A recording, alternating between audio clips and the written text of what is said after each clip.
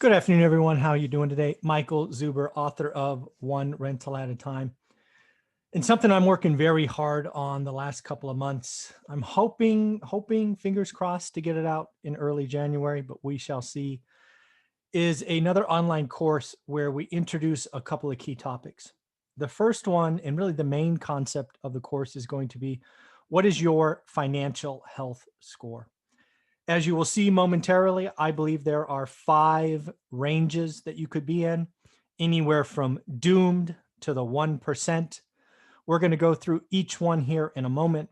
We're going to share with you the math. Why not? In addition to that, we are going to talk about net income, spending, discretionary, or what I call freedom dollars. We're really going to get into this. We're going to promote talking about money. We're going to help you talk to your kids about money, turning price into time, all kinds of good things. But let's talk about the financial health score. As I'm working on this, as I'm playing with the math, and I'm realizing that I was at different points in my life across this curve. I think all the amazing stuff we have already done today with the book, the course, all of those things, there's a chance that in 5 to 10 years, I am best known for producing the financial health score. And if that's true, all good. Because really what we're talking about here is we're really trying to help you get to exceed the middle class. When you look at this score, you will see that the end goal or the highest ranking is the 1%. And you could see throughout this, it's not about income. It is a heck of a lot more about spending. So we're going to talk about it. We're going to bring it up right now. And one of the things that I hope happens in this is that this becomes something that we use, we talk about. And again, if we can use it to strengthen the middle class gets bigger. It understands what's going on. We stop becoming prey to consumerism. We stop being fancy. We stop trying to impress others. Hey, that won't be a bad thing. I can leave this world happy, right? If we are putting out something that, makes the middle class stronger, makes America stronger, and hopefully makes the world stronger. Because again, if we can collapse the difference between the 1% and the bottom, and we make the middle stronger, I think that's a worthwhile goal. I think that's something that should be strived for, and I think it's something we can do together. Talk about money, look at what's going on in your family, and let's have that conversation. So again, if you don't know already, here it is. I'm still playing with the names. The names of each category may change, but this is your financial health score. It is a mathematical equation. It basically takes your net income minus your monthly expenditures. That equals your freedom dollars, right? You take your freedom dollars divided by your income, and you produce a score.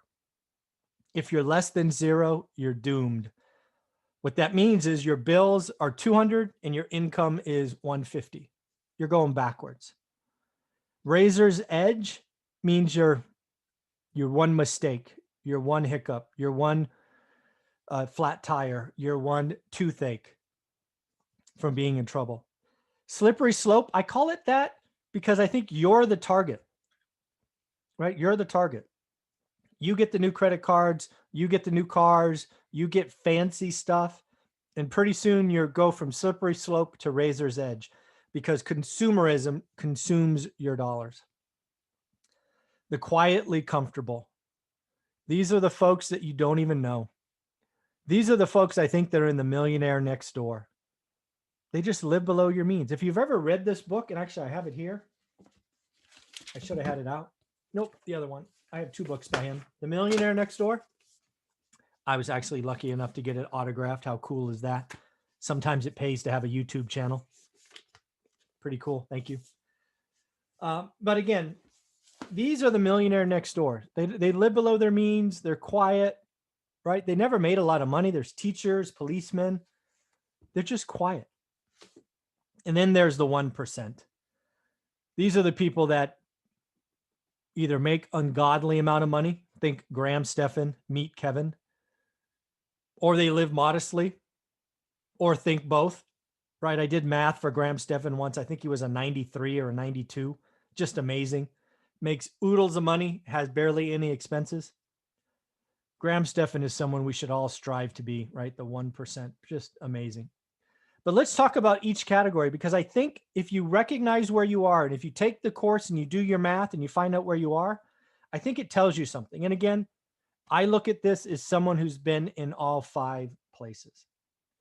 So if you're in the doomed category, if you are 0, less than 0, a negative number, the first rule is stop digging. Stop digging. Stop spending. You need to immediately and aggressively cut out your wants. Stop going out. Stop everything. Stop. Pay your rent, put gas in the car, pay for your phone, but stop. You've got to get out of 0. That's not a good place to be. The other thing you could do is, get a part-time job. I've had more than 1, 2, 3 jobs before. One way to get out of 0 is increase your income, right? Increase your income. Get a raise, get a promotion, get a bonus, get a second job. If you're doomed, work 7 days a week. You don't have to do it forever, but you got to stop digging. You got to get out of the hole. And sometimes you just got to make more money. You also should review your needs. Maybe what you're calling a need, others would call a want. Generate a list of your needs. Tell somebody else, do you need Netflix and Hulu and HBO Max and Disney Plus? I'm not sure. Review your needs. The other thing is pay down high interest debt. Maybe it's the interest debt that's getting you. I don't know, but if you are in the doomed category, you're stressed, you're unhappy, stop digging. Number 2, razor's edge. I spent a lot of my childhood here without ever knowing it. My parents did a decent job of hiding it from us, but in hindsight, you kind of see it. You have to acknowledge where you are. And while your bills are paid, you're getting by, you're okay. It's that fear of, I remember one time getting a flat tire and having to, get a tow truck and do all of that stuff. I remember that being an event and not fun. It's just little things can come out of nowhere and smack you. I think if you're in the razor's edge, to quote Gary Vee, you should stop being fancy. Cut your wants. Razor's edge is uncomfortable. And it is called razor's edge because if you miss, it hurts. It hurts badly. You may have some high interest rate debt. Again, look for ways to pay that down. And you know what? A second job or maybe curating a side hustle is not a bad idea. Again, add income on top. Slippery slope. This is probably where many of my followers are. You need to understand where you are, and you need to understand you are the target for more debt. You get credit card offers in the mail. You get car advertisements. You may want to get a new home. You're comfortable. You got a little something left at the end of the month, but you could do better. I think you should evaluate your wants. Again, using an earlier example, do you really need 4 streaming services when 2 could do? I think slippery slope is so dangerous because you're so close to being quietly comfortable, right? Getting to 40 is that magic number. And then momentum really builds. When you're on the slippery slope, realize you can go both directions. And it is slippery, so it's easier to go down than up. That's why I called it slippery slope, because you can go up, it's just harder. It's easy to go down. Quietly comfortable. These are the people that are comfortable being comfortable.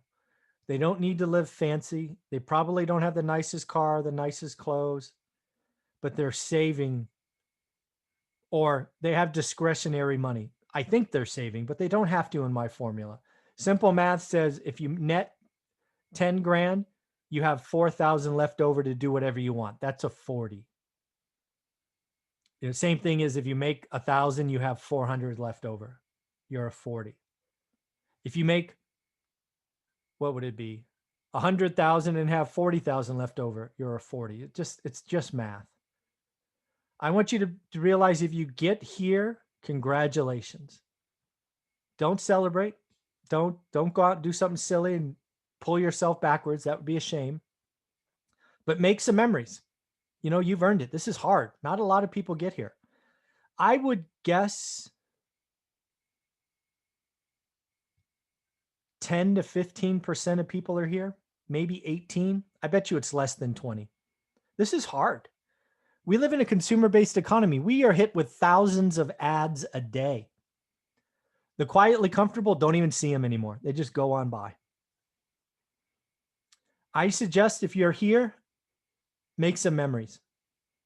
Make some memories. And that doesn't mean spend money. It might, but make some memories. We only get one go around.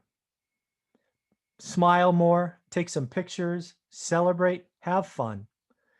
Don't just be a miser and go to, be buried. You're not going to be buried with your money. If you're here, please make some memories. Something else I would ask you to do, because you are in the top 20%, look for ways to impact others. And that does not have to mean charity. I do not want you to read this and think I'm going to give away my money. By no means. I think if you're quietly comfortable, your impact is you providing coaching, helping, talking about money, spending, not being fancy, all of these things. And lastly, you know what? You've earned it. If you have a want, go get it. Congratulations. Go get it. And then finally, the 1%.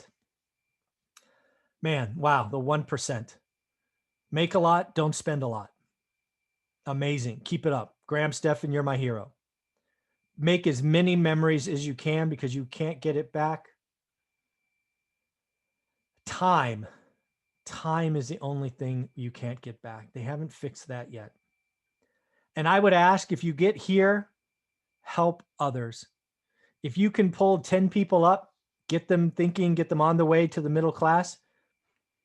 If everybody did that, we would be stronger. The world would be a safer place. The reason we have a lot of wars and hate is because there is such a big gap between the 1% and everybody else. Let's talk about it. Let's realize what's going on. Let's make the middle class stronger, bigger.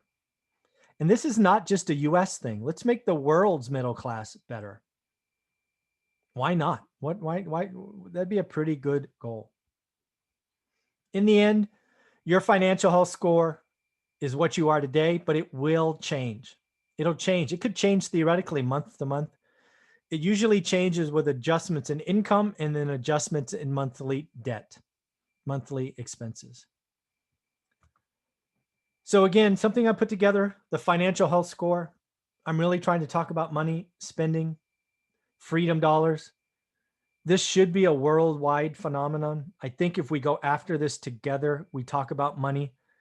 We give up keeping up with the Joneses, being fancy, being stupid, save, help others, encourage others, talk about money, spending, investing, side hustles.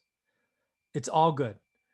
And again, I see nothing wrong with trying to set up a goal of making the middle class bigger, stronger.